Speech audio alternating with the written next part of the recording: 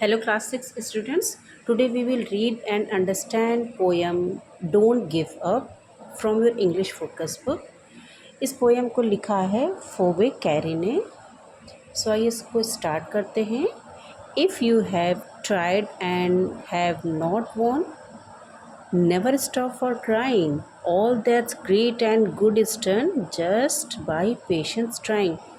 Students, इस poem के माध्यम से फोबे कैरी बताना चाहती हैं कि हमें कभी भी गिव अप नहीं करना चाहिए। मतलब हमें कभी भी अपना धैर्य नहीं खोना चाहिए किसी भी कंडीशन में। अगर हमें एक बार डिफ़ीट मिल जाती है तो भी अगर हम किसी भी काम में एक बार लूज़ हो जाते हैं, उसके बाद भी हमें ट्राई करना नहीं छोड़ना चाहिए।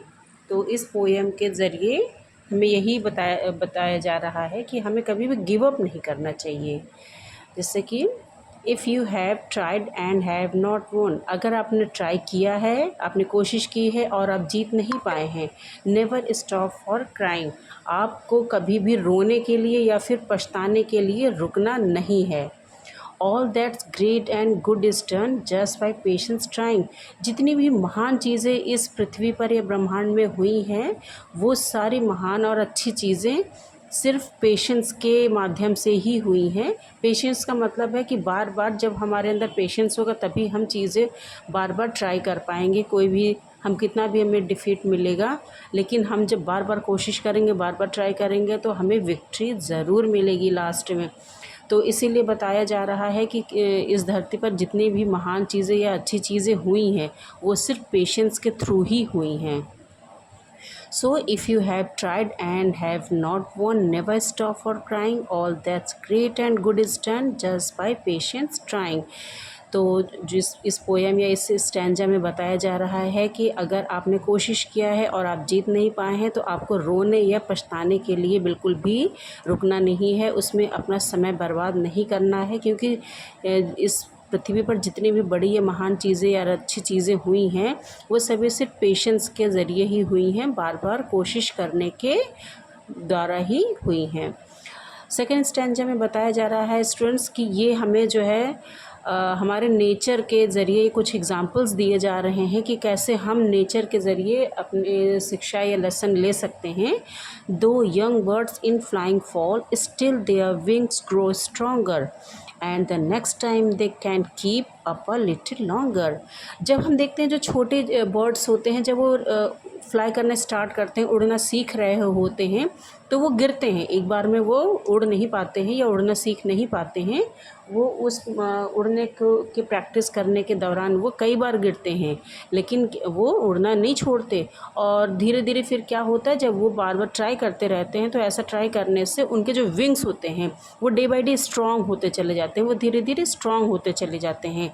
And the next time they can keep up a little longer, और वो हर दूसरे टाइम पे जब वो जो है उड़ने की कोशिश कर रहे होते हैं, चूँकि उन्होंने गिव अप नहीं किया होता, उन्होंने ट्राई करना नहीं छोड़ा होता है, जो यंग बर्ड्स होती हैं, तो जितना जब वो दूसरी हर नेक्स्ट टाइम जो है जब वो उड़ने का कोशिश करती हैं तो वो पहले से ज़्यादा समय आसमान में अपना बिता पाती हैं, पहले से थोड़ा सा ज़्यादा समय वो अपने को उड़ना कायम रख पाती हैं वो। तो दो young birds in flying fall still their wings grow stronger and the next time they can keep up a little longer. तो इस स्टैंजा में पोएट हमें जो हमारी फोबे कैरी हैं वो बता रही हैं कि जो यंग बर्ड्स होती हैं जब वो उड़ना सीख रही होती हैं तो वो उसके दौरान कई बार गिरती हैं, लेकिन वो अपना मतलब उड़ना छोड़ती नहीं हैं और बार बार कोशिश करती हैं। और इस कोशिश के ज़रिए, इस ट्राई करने के दौरान जो उनके विंग्स होते हैं वो डे बाय डे स्ट्रॉन्ग होते चले जाते हैं, और उसके बाद जब भी दोबारा कोशिश करती हैं तो वो पहले से ज़्यादा समय आसमान में उड़ पाती हैं। Though the sturdy oak has known many a blast that bowed her, she has risen again and grown loftier and prouder. तो जो दूसरा एग्जाम्पल हमें हमारे नेचर से मिलता है वो ओक ट्री से मिलता है। वो क्या होता है कि जो ओक ट्री होती है वो काफ़ी मजबूत होती है, लेकिन जब वो स्टार्ट होती है, जब वो ग्रो करना स्टार्ट हो रही होती है, तो ऐसा नहीं कि वो शुरू से ही उतनी मजबूती से जो है मतलब उतना बड़ा पेड़ होता है। वो एक छोटे से बीज से भी, उसके बाद जब वो छोटा सा मतलब वो खिलता है, बड़ा होता है, धरती के बाहर जब आता है, तो उसको यहाँ पर ब्लास्ट दैट बोर्ड हर का मतलब होता है such a strong wind that it bend, मतलब कई तूफ़ानी हवाएं जो कि उसको झुका देती हैं, बार बार झुका देती हैं, लेकिन she has risen again and grown loftier and prouder. वो उन तूफ़ानी हवाओं के माध्यम से झुका देने के बाद भी, कई बार ऐसा करने के बाद भी, वो फिर से उठ खड़ी होती है और ग्रो करती है। और ऐसा करने के बाद में यहाँ लॉफ्टियर का मतलब टॉलर, मतलब और पहले से और बड़ी हो जाती है, और इतनी बड़ी है या इतनी मजबूत हो जाती है वो कि वो खुद पे प्राउड करने लायक हो जाता है वो ओक ट्री। तो जैसा कि बता रहे हैं कि though the sturdy oak has known many a blast that bore her, she has risen again and grown loftier and prouder. तो जो ये सेकंड एग्जांपल है नेचर का, कि जो ओक ट्री होता है वो जब उगना स्टार्ट करता है, ग्रो करना स्टार्ट करता है, तो उसको शुरुआत में कई तूफ़ानी हवाओं का सामना करना पड़ता है जो कि उसको बार बार झुका देती हैं। और जब वो दोबारा जो है उगता है, या दोबारा से जब वो उठ खड़ा होता है और ग्रो करता है, बड़ा होता है, तो वो पहले से ज़्यादा बड़ा हो जाता है। और वो इतना जो है तूफ़ानी हवाएं झेलने के बाद जब अपने आप को ग्रो करता है वो, तो वो खुद पे गौरवान्वित महसूस करता है या गौरवान्वित करने लायक हो जाता है।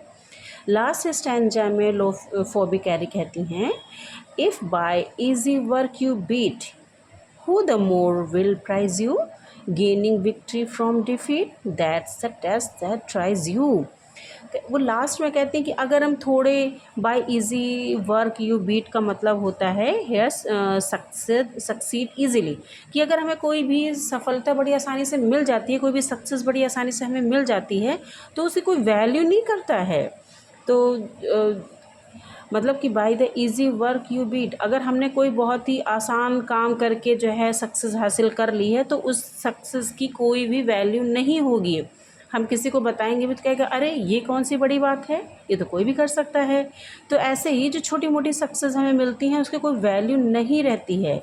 गेनिंग विक्ट्री फ्रॉम डिफीट, और जब हम कोई भी चीज़ बार बार हारने के बाद कोई बड़ी विक्ट्री हासिल करते हैं, मतलब भले हम स्टार्टिंग में या शुरुआत के समय में हमें डिफ़ीट का सामना करना पड़ता है, हमें हार का सामना करना पड़ता है, लेकिन ये तभी होता है जब कोई चीज़ टफ़ होती है, कोई चीज़ कठिन हम काम कर रहे होते हैं, उसी में हमें बार बार हार का सामना करना पड़ रहा होता है।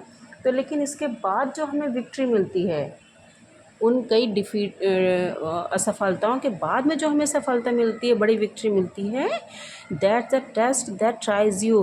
तो वो आपके लिए बहुत ज़्यादा मायने रखती है, वो आपकी वैल्यू को बढ़ा देती है।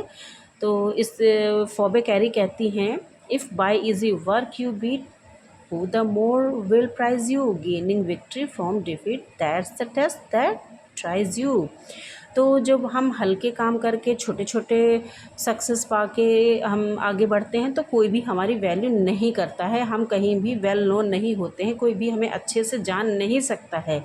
लेकिन जब हम कई असफलताओं के बाद में एक बड़ी जीत हासिल करते हैं, तो वो हमारे लिए बहुत वैल्यू होती है, उससे हमारी वैल्यू काफ़ी बढ़ जाती है। सो स्टूडेंट्स, चूँकि ये आप लोगों की ग्रोइंग एज है, तो कई ऐसे जो है आप लोगों को कई तरह के एग्ज़ाम मिलते होंगे, कई तरह के ऐसे टेस्ट देने होते होंगे, कई तरह की सिचुएशंस ऐसे आपको फेस करनी पड़ती होगी जहाँ पे आपको लगता है कि नहीं, यहाँ पे मैं पीछे हट जाता हूँ, थोड़ा आराम से चलता हूँ, क्या जाता है। नहीं बच्चों, ये आपका ग्रो करने का समय है, ये सीखने का समय है, और जितने भी आप लोगों के लिए बड़े बड़े टेस्ट मिलते हैं, बड़े बड़े चैलेंजेस मिलते हैं, उनको ज़रूर फेस करिए और लाइफ में आगे बढ़िए। ये पोएम हमें यही लेसन देती है। तो मुझे तो बहुत अच्छी लगी। आपको मेरा एक्सप्लेनेशन कैसा लगा मुझे कमेंट करके ज़रूर बताइएगा, और अगर आपको पसंद आता है तो please like share and subscribe my channel. Thank you so much.